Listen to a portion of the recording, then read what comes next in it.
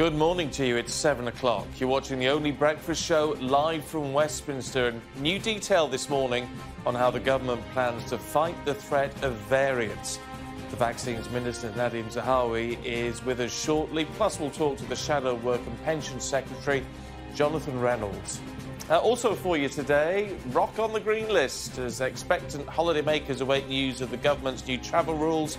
We'll speak to the Chief Minister of Gibraltar about their hopes to welcome British travellers this summer.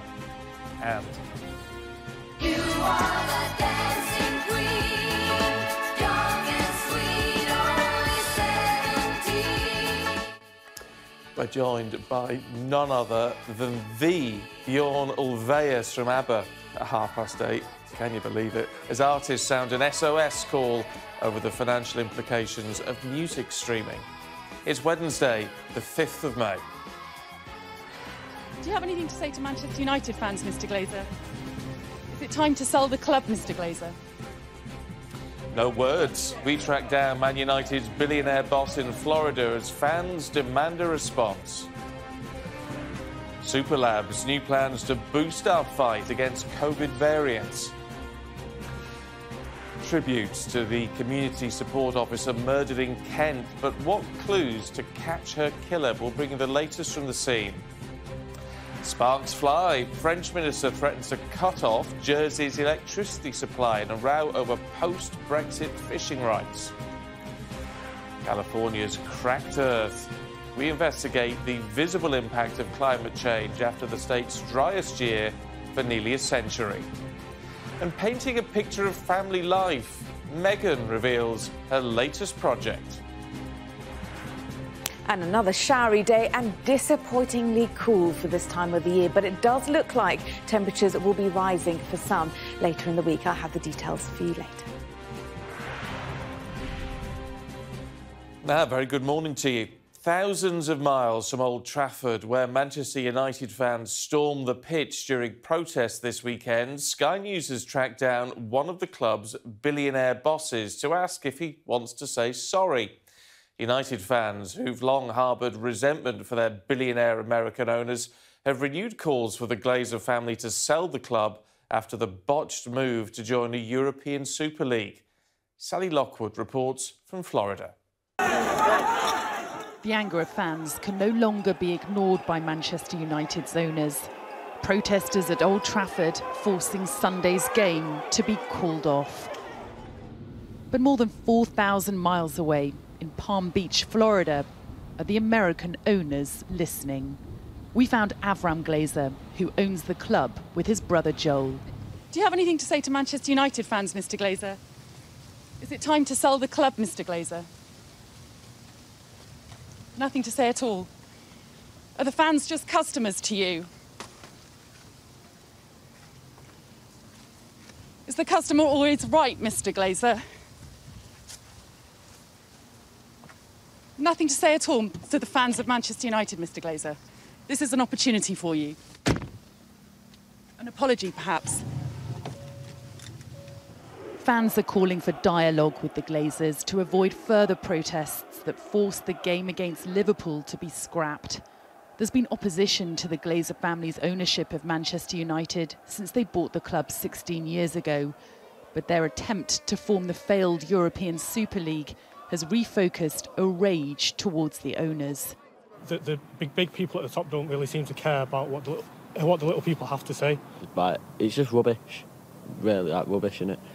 In their eyes, I think Manchester United supporters are irrelevant. They're obviously interested in making as much money as they can, and the only people that the Glazers fear are the politicians. Certainly here, in the billionaire enclave of Palm Beach, the fan relationship with its owners couldn't feel more distant. Manchester United Supporters Trust has written an open letter to Joel Glazer demanding a response by Friday. They say no member of the family has ever had so much as a conversation with them. Are the fans just customers to you, Mr Glazer? Certainly for now. The club's co-owner, Avram Glazer, had nothing to say.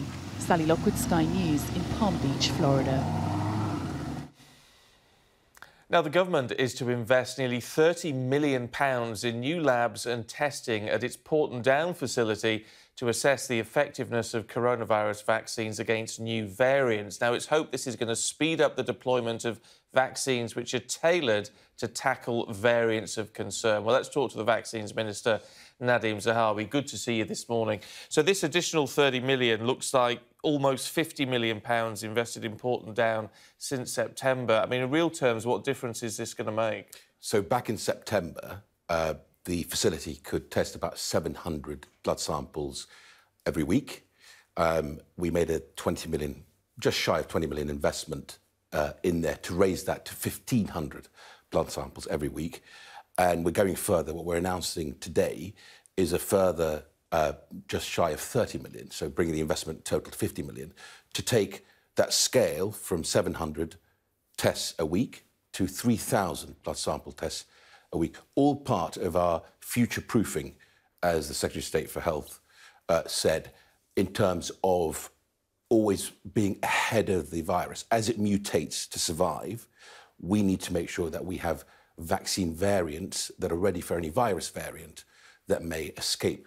The good news is the current vaccination programme and the vaccines we're deploying are working effectively against the dominant virus in the United Kingdom. So what about the timescale in all of this? I mean, what difference is it going to make in the next few months when obviously we've got these real concerns about variants coming through? How quickly can these new labs, new facilities be online?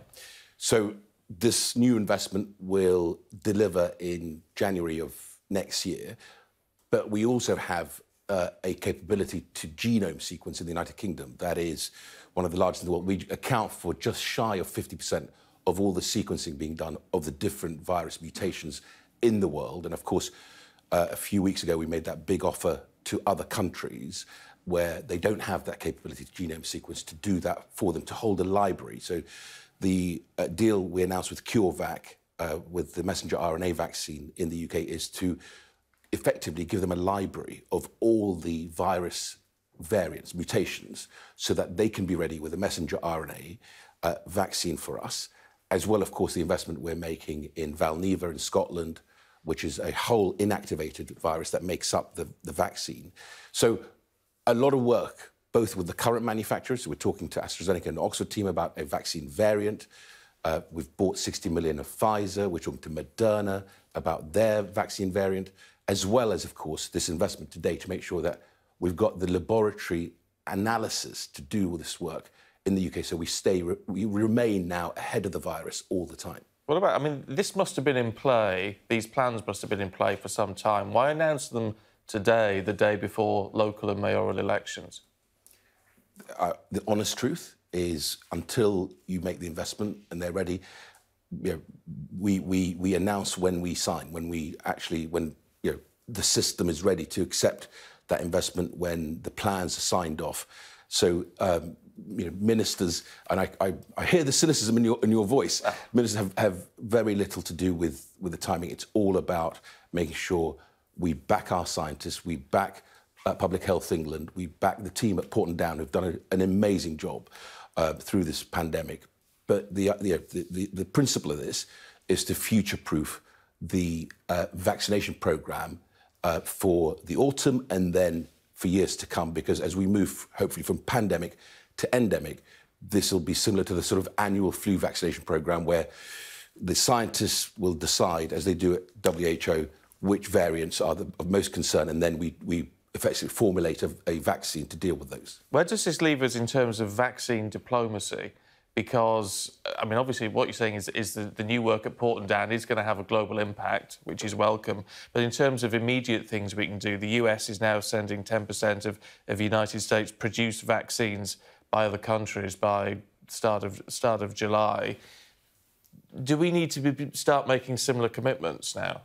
So let me just, you know, place on record for your viewers, the Oxford AstraZeneca vaccine, way back from last year, and the Oxford team and AstraZeneca licensing that vaccine to the Serum Institute, for example, in India, at zero profit, has meant that they will produce, with UK funding, we've put over £500 million into COVAX, 1 billion doses for low-income and middle-income countries, 1 billion doses. So put that into perspective of all the other donations that are taking place. That's a big, big number. Already over 40 million doses have arrived in Ghana and the Ivory Coast and the Philippines. The bulk of that is the AstraZeneca Oxford vaccine. It's great news that Albert Bourla and Pfizer are doing the same thing, putting more through COVAX. But we will go further as well in terms of the Prime Minister and the Foreign Secretary have already talked about our commitment to COVAX in terms of excess vaccines and, of course, the help to India, where we've already delivered. First tranche was 600, I think 400 ventilators, 290 oxygen concentrators, three mini oxygen factories, and a further 1,000 ventilators. So we're doing both the work on vaccines and on helping India, of course, on vital medical equipment that they need to deal with the current spike that they're sadly facing. In terms of vaccines that we need in this country, I mean, there's obviously, it now looks like this booster is going to go out. I mean, certainly for the over 50s in the autumn and possibly wider reaching than that. We've ordered the 60 million doses of Pfizer to cover the booster. Why Pfizer and not AstraZeneca for the booster? So this is really important.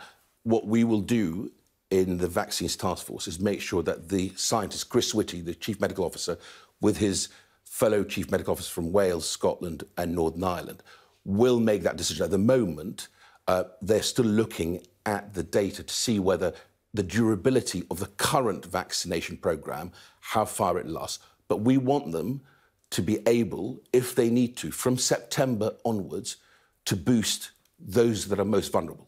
So if you remember, we've vaccinated the residents of care homes, the over 80s, over 75s, over 70s, and those that are clinically extremely vulnerable. Now, Pfizer is one option. We are going to give them an AstraZeneca Oxford option. We're working with the team on a vaccine variant. Novavax is another option, which is being manufactured in Teesside, filled and finished at Barnard Castle. That works very well against both the South African variant and the Kent variant. And, of course, Valneva in Scotland.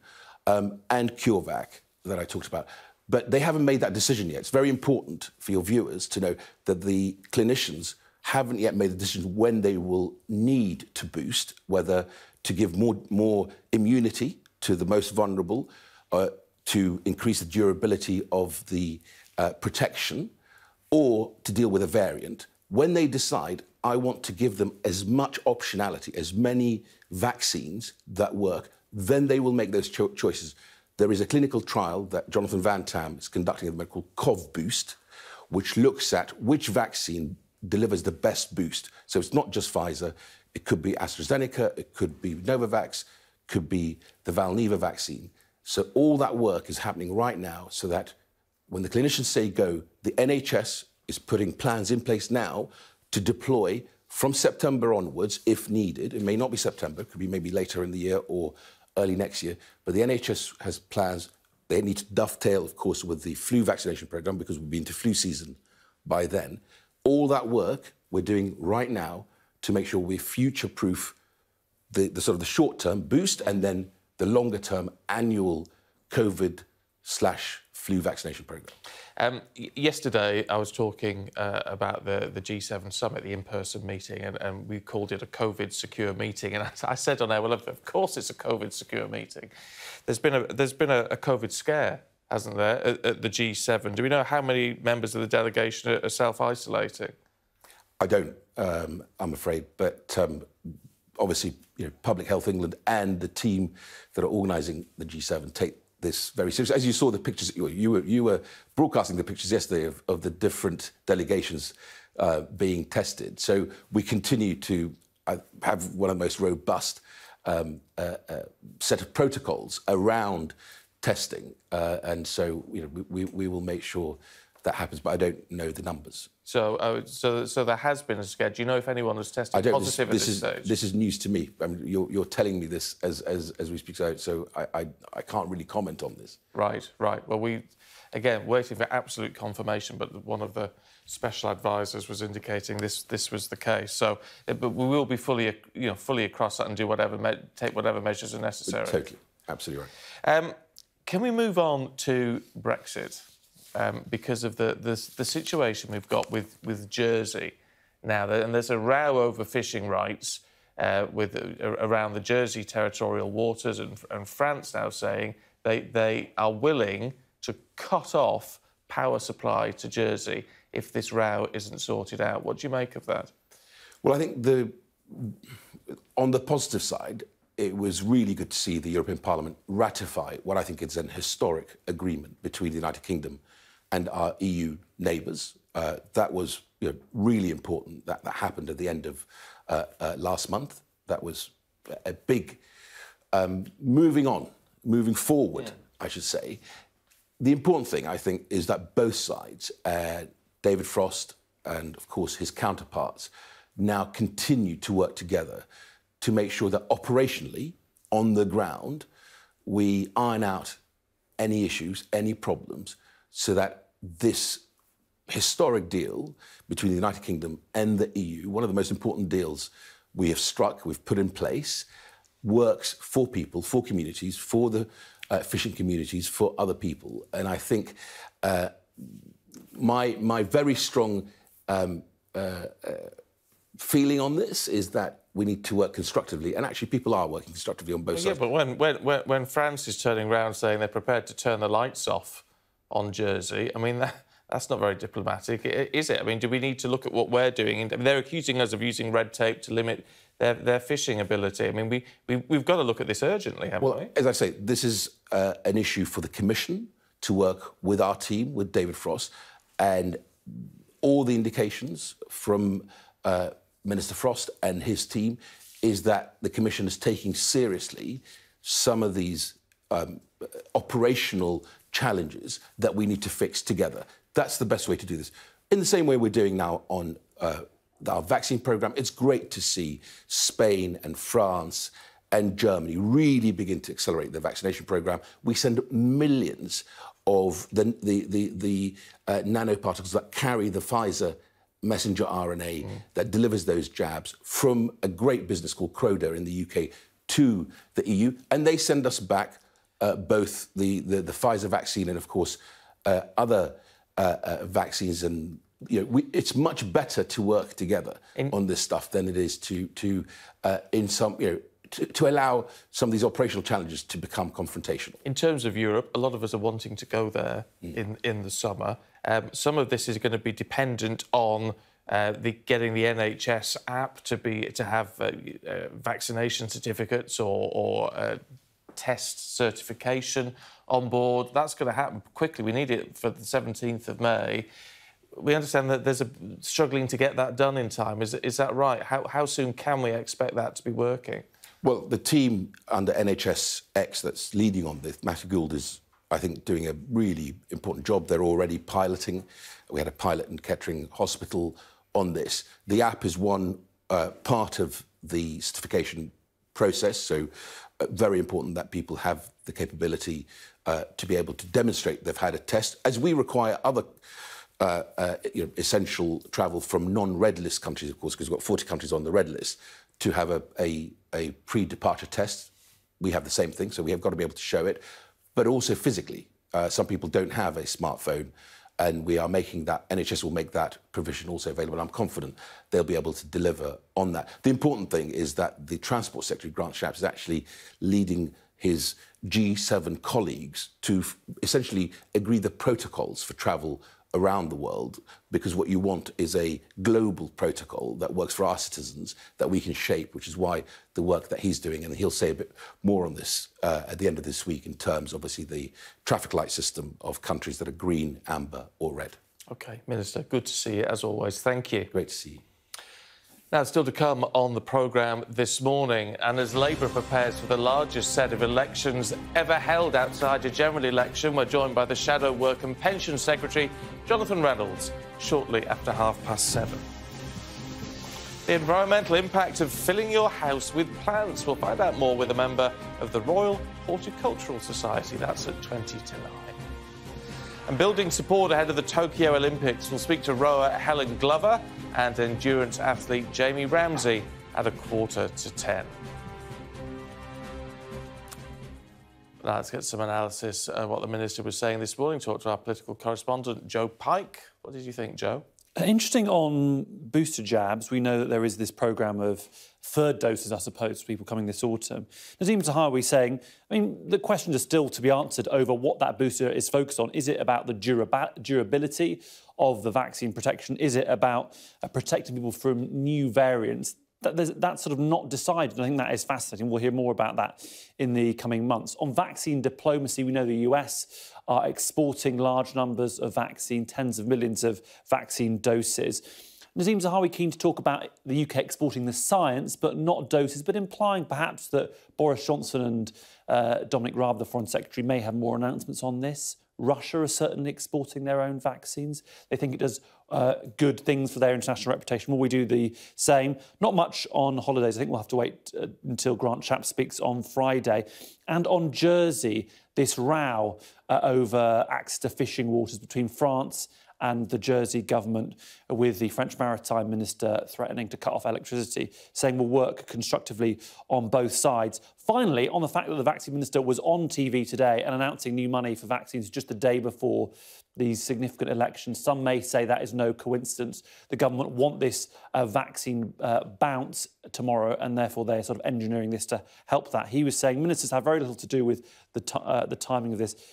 The honest truth is that the plans were announced when they were signed off. Well, I'm not sure I completely believe that. He accused us of being cynical, Joe. Can you believe it? I know. Who'd have thunk it, Joe? Thank you. Now, candles have been lit and flowers laid in memory of the murdered community support officer Julia James in Kent. Police are still hunting her killer more than a week since her body was discovered. Well, let's talk to our correspondent, Enda Brady, who joins us now from the scene. Enda, where is the investigation at this stage? Good morning, Stephen. Well, this is day 8 of this murder investigation. We're in Aylsham in Kent, about half a mile away from where Julia James's body was discovered on Tuesday of last week. She'd been walking her dog while she was attacked. Now, what has happened overnight is that her family had asked people that rather than gather for a vigil, to simply light a candle on their doorstep, and many people in this community did just that. And the Prime Minister took to social media last night to pay tribute to Julia James. Reading some of the messages left behind me here, many dozens of floral tributes in this park here, this marketplace area in Aylsham. The one thing that really shines through is just how respected and popular Julia was in this community. And one message simply reads, "From your police family, we will get you justice." So the search for her killer continuing today, day 8 of this murder investigation. Kent police have not made any arrests yet. They say they're not ruling out any motives. They are exploring all avenues and are urging the public in this area to be vigilant, remain cautious, and if anyone has any information, to contact them. OK, Enda, thank you. Now, let's have a look at some of the morning's other main stories for you. And the Foreign Office says it's supporting the family of a British woman killed in Pakistan and is looking for more information from local authorities. 26-year-old Myra Zulfikar was found dead at a home in the city of Lahore after being shot. Local media reports that she'd arrived in Pakistan 2 months ago and had reportedly feared for her life after refusing marriage offers from 2 men. Derek Chauvin, the former Minneapolis police officer found guilty of murdering George Floyd, has requested a new trial. Mr. Chauvin's lawyer said his client was deprived of a fair trial, stating there was jury misconduct and that the verdict was contrary to law. Mr. Chauvin, who was captured on video kneeling on Mr. Floyd's neck for more than 9 minutes, was found guilty of murder and manslaughter 2 weeks ago. British supermarket chains have told Brazilian authorities they'll stop sourcing products from its country if the National Congress votes to bring in new laws which threaten deforestation of the Amazon. 40 companies, including Sainsbury's, Lidl and Waitrose, say the changes will put the rainforest at greater threat than ever before. Donald Trump has returned to the internet with his own communications platform titled "From the Desk of Donald J. Trump." The former president was banned from Twitter and suspended by Facebook and YouTube after the Capitol riots in January. But a ruling expected today from Facebook's oversight board will announce whether he can post to the platform once again. Just to remind you, you can catch up on the day's big business news and interviews on the Ian King Business Podcast, available right now on the Sky News app or wherever you get your podcasts. Now, the impact of climate change in one Californian county is alarming the authorities following the driest year in 9 decades. So much so that in Marin County, mandatory water restrictions have been imposed, as Greg Milam reports. In any normal year, Phoenix Lake Reservoir would be nearly full around now. Today, it's barely a third of that. The dry, cracked mud, the measure of what officials say is climate change in action in California.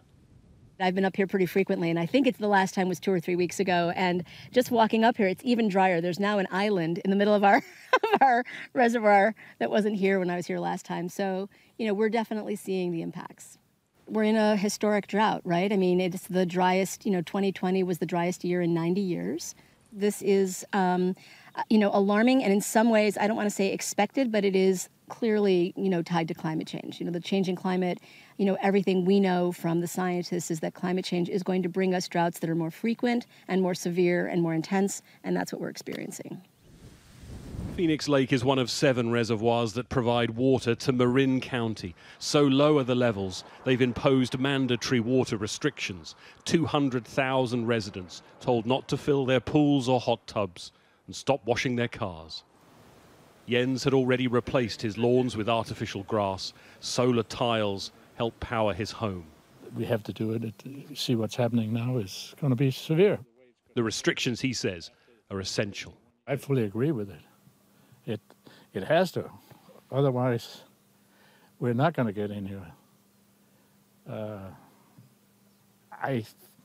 It's hardship, but certainly we can live with it.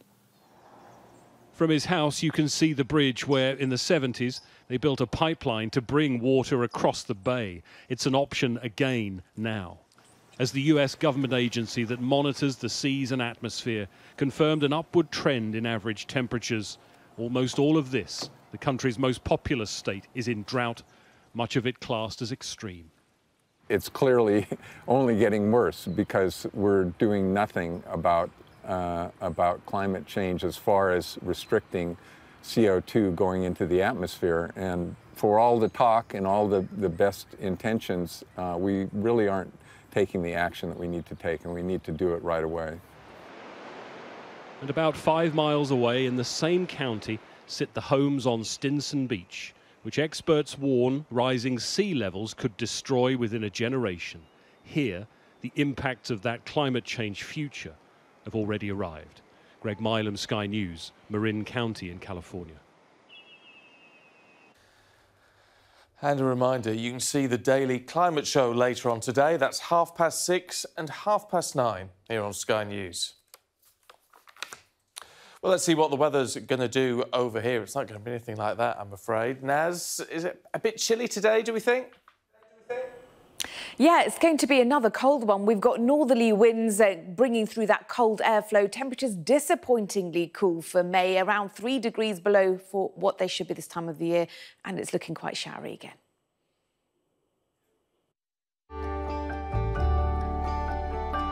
Look forward to brighter skies. The weather, sponsored by Qatar Airways.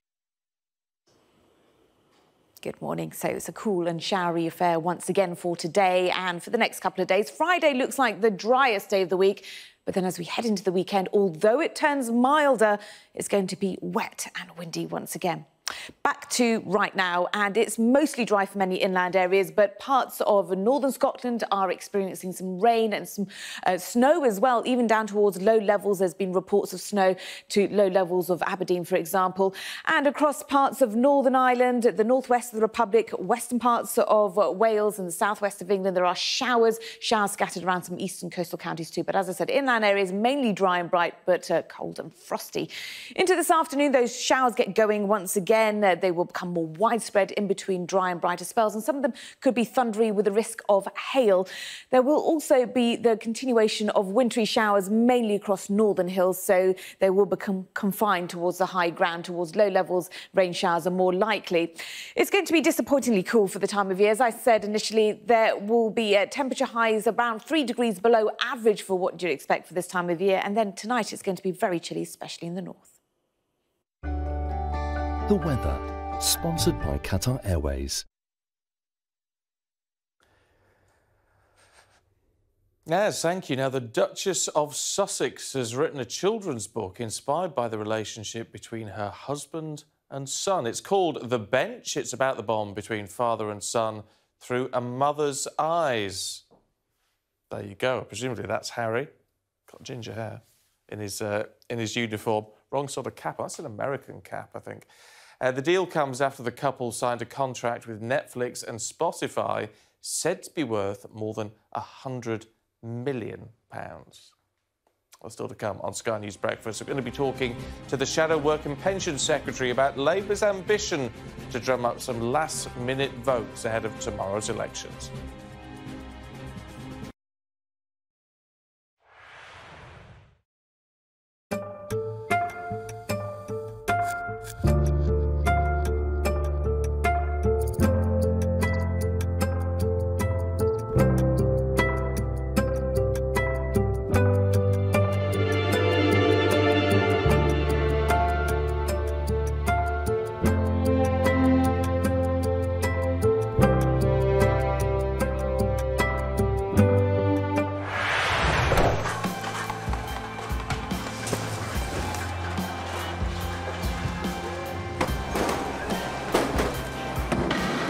Just made their first move and they've gone in firing tear gas.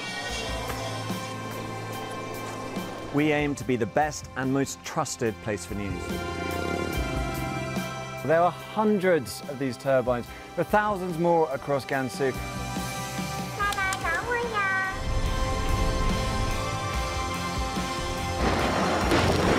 That's what's left of the North Tunnel, where the North Koreans exploded 5 nuclear warheads.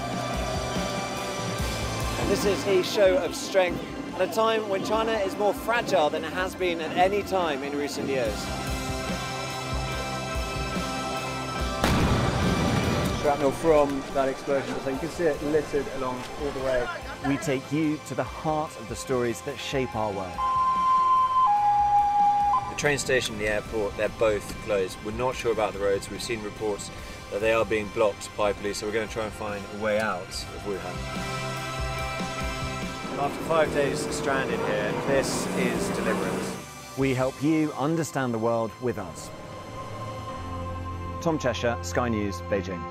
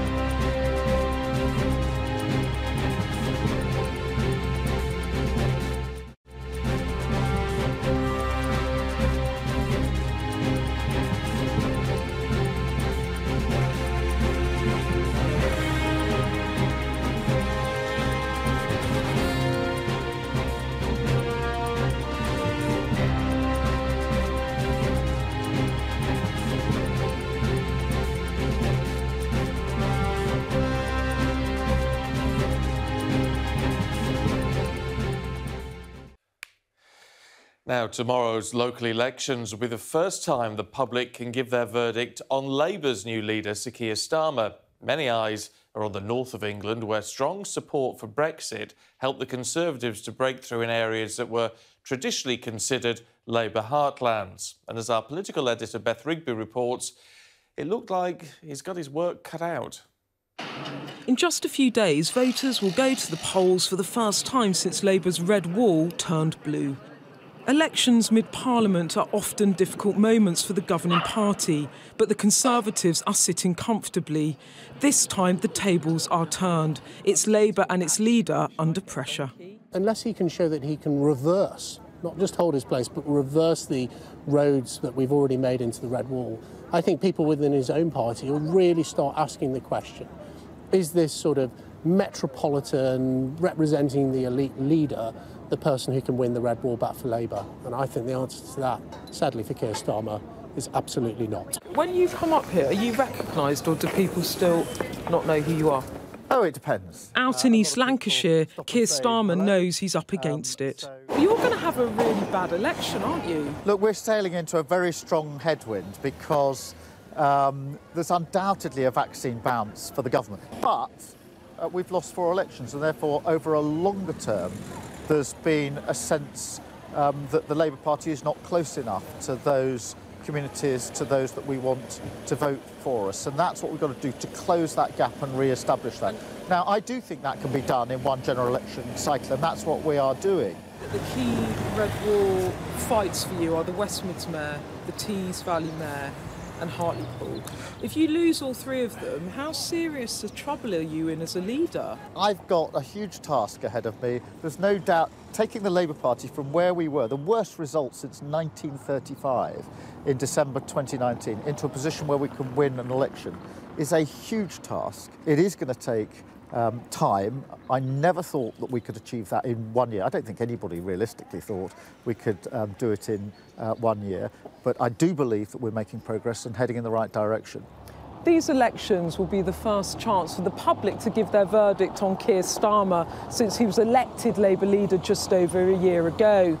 He likes to say that the party's under new leadership, but the question is, have the public really noticed? And if they have, do they like what they see?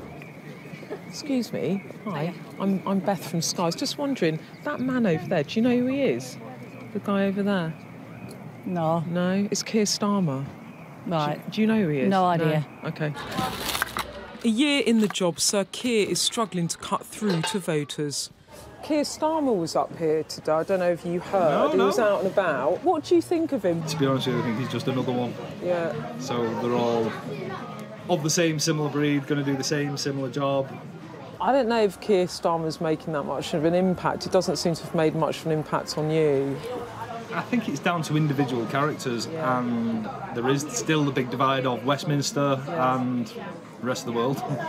But some politicians have made their mark. To be honest with you, I quite like Boris Johnson as a character. I think he's borderline semi-normal. The pandemic's made normal politics all but impossible. In times of crisis, the public have little patience for party posturing. But how Labour fares in its traditional heartlands will be its acid test. It's in their old red wall where they must prove they can build back. Beth Rigby, Sky News. Well, this is a full list of the candidates standing in the Hartlepool by-election. You can find further information about the election at hartlepool.gov.uk. And Sky News will be covering all the very latest on the UK elections, beginning with the Hartlepool by-election from midnight on Thursday, with the results right through the weekend. Well, let's talk to the Shadow Work and Pensions Secretary, Jonathan Reddles, who joins us now. It's good to see you this morning. Look, how concerned are you that, you know, certainly looking at the polls, you're not making the inroads that you should be mid-government? Well, good morning. Yes. First of all, let me say on polls, look, I've had elections where, you know, Labour was supposed to win and that's what the polls said. It didn't work out that way. So you've got to wait till the actual contest. I would say, you know, a lot of those Conservative pollings that we've seen are really down to turnout. Quite rightly, historically, Conservative supporters more likely to vote than Labour supporters. So we've got to say to people who want good public services and good local leaders, we need you out there to vote when the polls open tomorrow. But I think it is fair to say, to answer your question directly, that it's not been the kind of year as an opposition party that you would want in terms of the chance to talk about wider things, to talk about how you lost the last general election, pretty badly. But that's just how it is. There's no use complaining about that. We still feel very confident that we've got the right things for the country. We've got some great candidates standing. We've got some incumbent mayors and councillors who've really defended their communities in the pandemic, and also some new candidates standing too. So we recognise it's hard, but we want people to look at us and say, we see they're under new leadership, things have improved since 2019. We're willing to listen to them again. That's all we ask. And let's see where we get to tomorrow when the polls do open. I mean, you said you've not had the chance to talk about what you want to talk about. And look, understandable that, I mean, the pandemic has dominated everything. And yet, over the last few weeks, when there has been a chance to really set out your stall, you've focused on allegations around number 10. Now, they might be important, but people still need to know what you stand for rather than what you're against, don't they? Well, that's true. I mean, let me just say on that, the sleaze and corruption and the funding stuff around the government.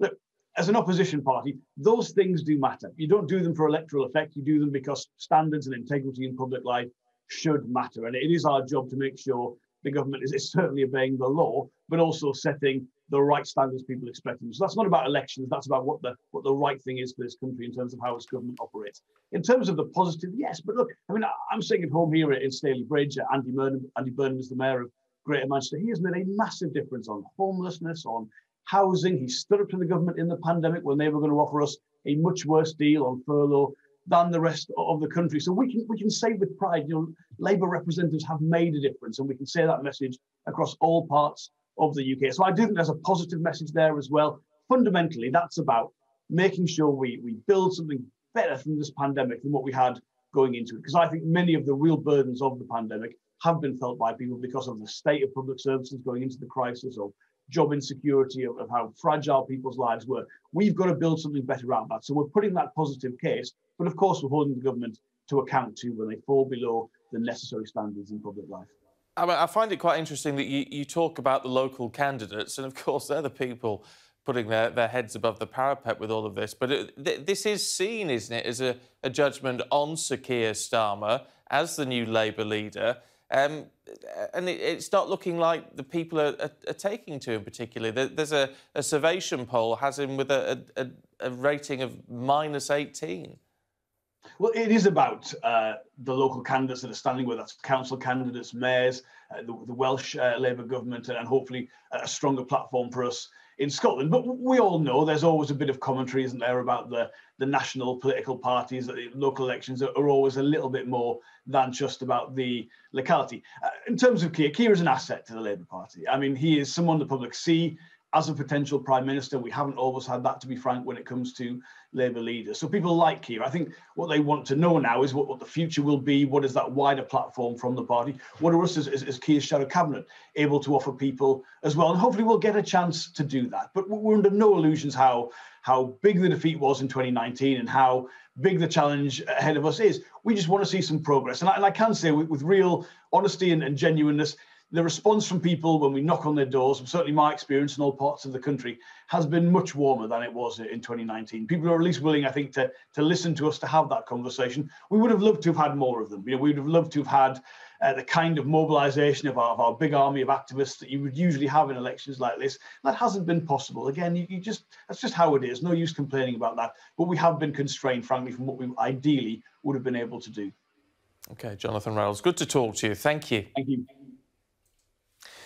Still to come on Sky News Breakfast this morning, with the government's green travel list due soon. We ask whether the pandemic has made some of us too nervous to go abroad.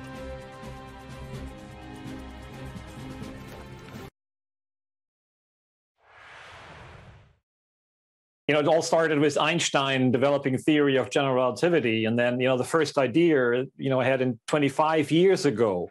And then we had to build a big collaboration of an international team with 350 scientists working together with 8 telescopes on 6 different mountains across the world, and then analyzing the data for almost 2 years until we came out.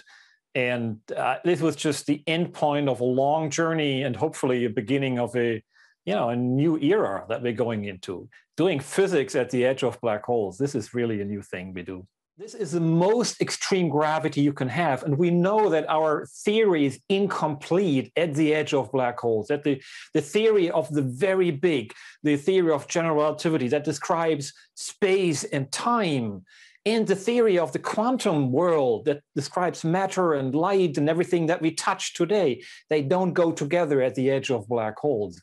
And what we now see is we see that darkness, in the middle of that image. That's where the light disappears in the event horizon, where information disappears and never comes back. And that's what makes it so special. It's sort of the end of space and time we're looking at, and we actually see it. It was a theory, as you said, until, a few years ago, this was just a theory. And now we have hard physical evidence that, this event horizon is there and provides a final boundary, frontier of our knowledge. I mean, if you go to the edge of a black hole and you would see someone fall in, you would see that person go slower and slower. His or her clock would just go slower and slower, and vice versa. If I would be hovering above a black hole, I would see the rest of the universe speed up. I could see, thousands of years suddenly pass in a few minutes. And you think that is just, crazy, but it actually happens even in our daily lives without us noticing it. Because, if you use a navigation system, a GPS navigation system, we're using clocks up in space, and they actually go faster up in space than when they were launched, when they were on the ground. So they actually set wrong on purpose, so that, when they are launched up there and there's less gravity and less curvature of space-time, they actually go just right. For the early risers. As we examine the story beyond the headline. For the knowledge seekers. Welcome to Divided States. For the straight talkers, the curious, and the ones who want to be entertained. Backstage, Sky News' entertainment podcast. For wherever you are. Welcome to Sophie Ridge on Sunday podcast. For the ones who want to know more. Welcome to the All Out Politics podcast. For the listeners. From Sky News Storycast. Sky News Podcasts. Listen and subscribe for free. Did you know symptoms of hay fever can develop at any stage of life, not just in childhood? The Pollen Reports, sponsored by Philips Connected Air Purifiers. This afternoon will be another day of sunshine and showers. Some of the showers will be wintry over northern hills, whilst others will be heavy and thundery with a risk of hail, particularly across the north and east of the UK, where it will remain windy. Elsewhere, winds will be lighter than recently, but it'll be a cold day everywhere. Pollen levels will be moderate pretty much everywhere again, with tree pollen currently airborne, a mixture of birch, oak and ash. Plain pollen is likely in some cities too, and spores will increase temporarily after any showers. The Pollen Reports, sponsored by Philips Connected Air Purifiers. Now, many of us are, of course, excited about at least the possibility of a summer holiday, and the aviation industry is certainly desperate to get more planes back into the sky. But for some, this year's Great British Summer will be best spent here in Great Britain. Jemima Walker went to find out whether a year of lockdowns has caused some people to be hesitant about the prospect of international travel. We'll soon find out which golden sands will be given the green light. But after last year's travel chaos, many back in Britain say they won't be booking an overseas holiday. Good God. Why would people go on holidays? I mean, you're taking your life in your hands. Nobody really knows what's going on. Things are so changeable at the moment. And yeah, we're making alternative arrangements, so, in England. I just think with how quickly the virus can move and change, as it did in this country back in November, December, I'd rather not risk that and then have to quarantine coming back 14 days plus PCR test costs, potentially a few £100 for a family. A trade body representing travel agents says pent-up demand is there. People just need clarity. The best thing is to speak with a travel professional, someone who can guide you through what's happening in the world of travel at the moment, and speak with them to help you make your decision on that holiday. And that should give the reassurance that you know the latest on what's going on, and perhaps the best move for you, for your family, whoever you may be going abroad with, perhaps later this year. While tourists are uncertain, for families separated by the pandemic, it's a different story. Sisters Tamsin and Katie haven't seen each other since 2019. Tamsin lives in Malta and is getting married this summer. She desperately hopes her family can be there. There's been a lot of talk in the UK about Malta being put on the green list, but it's like a carrot in front of your face, dangling it in front of there and not actually being able to bite it. It's not easy. It's definitely not easy. It's like in the UK, everybody had those Christmas plans, and think how they felt when those Christmas plans were taken away from them. That's happening to us every 3 or 4 months, every time sort of there's a travel story and, oh, yep, travel's allowed, oh, yep, you're going to be, and then it gets taken away. We have to go through that constantly, and we still don't know if we're going to get to see each other in August. Certainty is hard to come by during a pandemic, but it's what holidaymakers, the tourist industry, and separated families all say they need. Jemima Walker, Sky News. Now, one of the countries that could be on the government's green list is Israel, which has had a highly successful vaccination programme. Well, let's talk to the head of the Israeli government's tourist office in London, Sharon Beshadsky. Good to see you this morning. Where is Israel positioned at the moment? Should it get a green light from the UK? Would Israel actually want us to visit? Oh, Israel definitely ready and wants the British tourists to visit. I think not like other countries, we declared a gradual opening, a gradual and a safe opening. It's very, I don't know if it's easy, but it's very simple just to say, okay, we open up the country, everyone are invited. As a head of the tourist board, I wish I could say that. But we will do it a bit more gradually. We're starting with a pilot only for groups this month in May. If it works well, hopefully it will be more than a pilot for groups, and hopefully for the summer holiday, we will be ready for individuals coming to visit Israel. What do we know what the requirements will be in terms of a vaccination passport or negative COVID testing? What has Israel established what it will require from Brits? We will require from the tourists to be fully vaccinated. When we say fully vaccinated, we mean 2 doses. In addition to, I guess, the standard PCR. And in addition to that, when coming to Israel, we will require an antibody test just to confirm everything is there and everything works with the vaccine, because it's very, very hard. Maybe it's more simple from some countries, but for some other countries, it's a bit more challenging to make sure all the documentations of the vaccination is fully approved. So to be completely sure, we require this test, and we will eliminate this test in the future, hopefully, by a bilateral agreement between countries. So, for example, if Israel and the UK will have this agreement, the British tourists that will come to Israel will not need this antibody test. And I'm really, really hoping with the impressive advanced pace of the vaccination here in the UK, we will get this agreement as soon as possible. So it is okay. Israel is working on the basis then of individual agreements with individual countries then to allow people in and allow your population to travel as well. Yes, the Israeli people, I think very similar to the British people, cannot wait to go abroad. Some of them started to, for countries that is possible.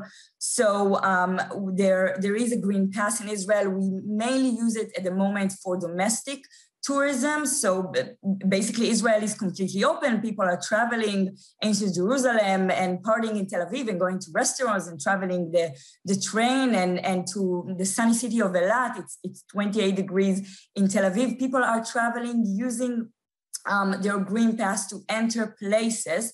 And they are also using, and will use it more and more in the future, the green pass to go and travel abroad and also come back with no isolation. And hopefully the second the tourists will be able to come inside to Israel gradually from this month, they will be able to download something similar to the Green Pass, to the app that the Israelis are using, and enter all of the places, the museums, the restaurants, the clubs, and so on. OK. Sharon, good to talk to you. Thank you. We look forward to visiting whenever we can. Thank you so much. We can't wait. OK, let's get a check on the weather for you now. Here's Naz.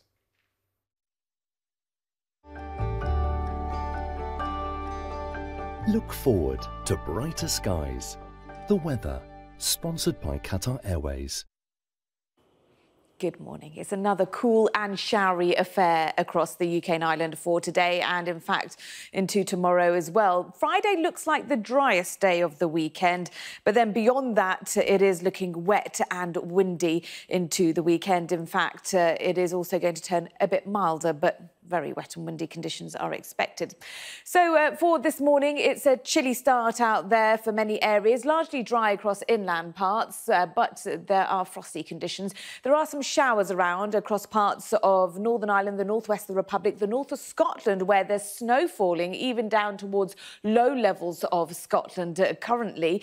And also across parts of the west of Wales and southwest England, there are some showers around some eastern coastal counties. So it's mainly around the edges of the UK and Ireland. Inland areas are mostly dry, but going into this afternoon, much like the last few days, cloudier skies will develop, showers will become more widespread. Some of them will be heavy, thundery, with a risk of hail. It will be disappointingly cool for the time of year as well. The weather, sponsored by Qatar Airways.